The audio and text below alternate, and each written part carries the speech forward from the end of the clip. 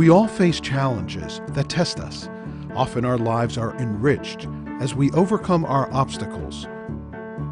It takes perseverance, it takes determination, it takes support.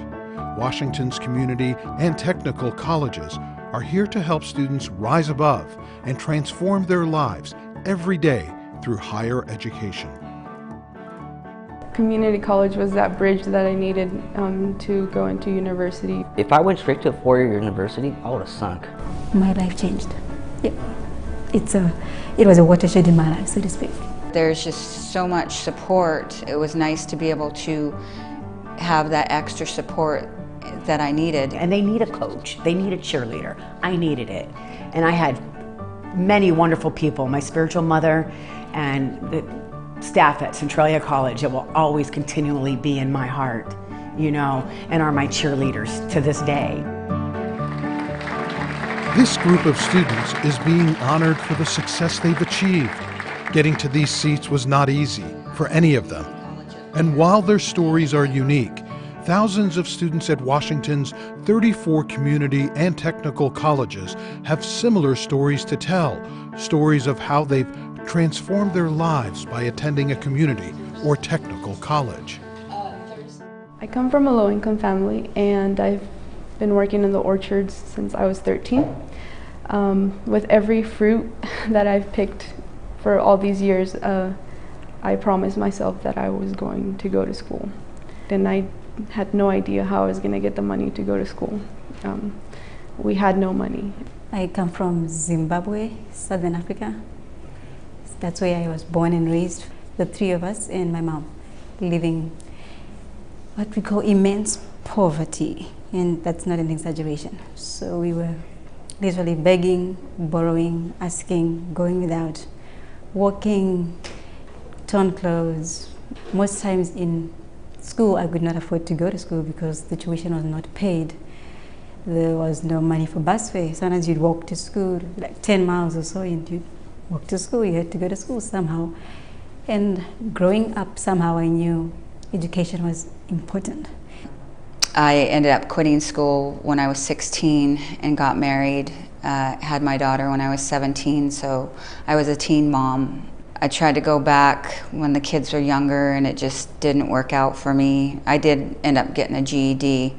When I was doing time, it was 2003, 2004, there was this Senate Bill 5990. It's going to release these nonviolent offenders. It's going to cut their time in half.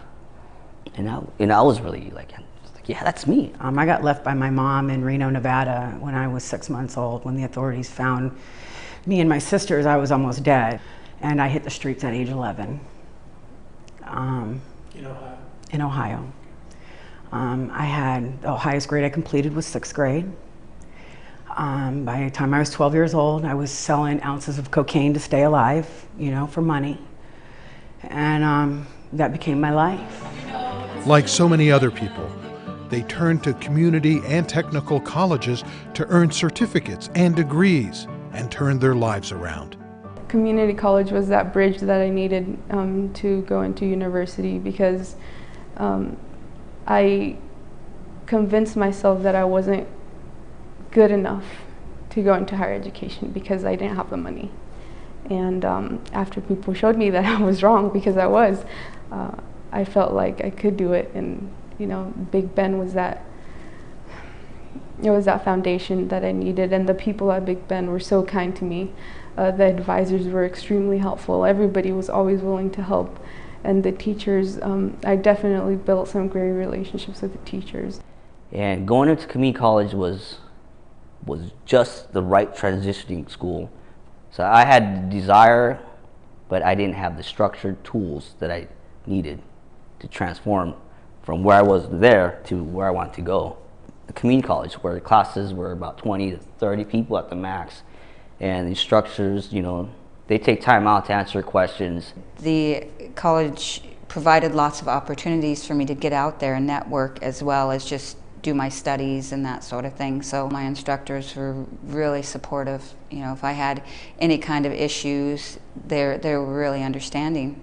I didn't realize they had so much care for the people they're coming to support every single student who comes to the community college. But the community college allows you, as the word suggests, community, to be a community person. It allows you to branch out and reach out, and it's not just about academics. It's not about just getting an AAS. It's about being a person who can fit into society.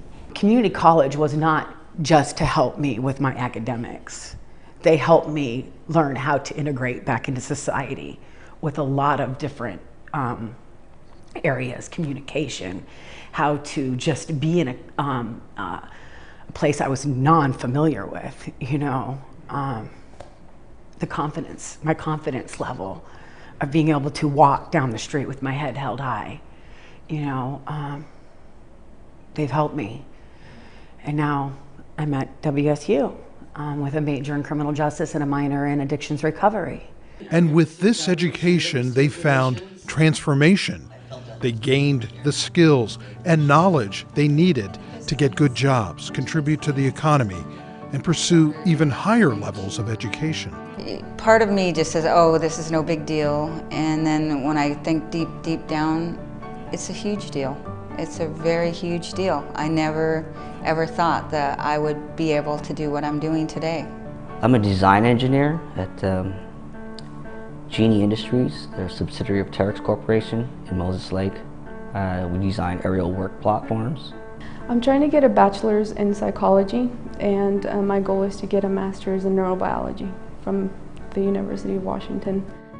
I want to do research, and I want to put my research to use. I've always been big on going out to the community, to the underserved community, and teaching them, because I know there's people out there who want to learn who don't have the resources.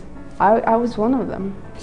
So having grown up in a country that is poor, going just around the country itself, people live bathrooms, toilets, live in slums.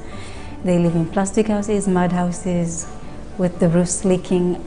With my architecture degree, I hope to build sustainable, economically affordable houses, especially in the rural areas in Zimbabwe. My goal is to help juveniles. I want to go within the juvenile justice system and help kids not have to go through what I went through, because if somebody would have been there when I was 11, you know, I wouldn't have had to come here. So I'd rather stop it at the gate. Here I am. I made it. And thank you for the money, thank you for the support. And now I can go and change many people. Community and technical colleges, transforming lives.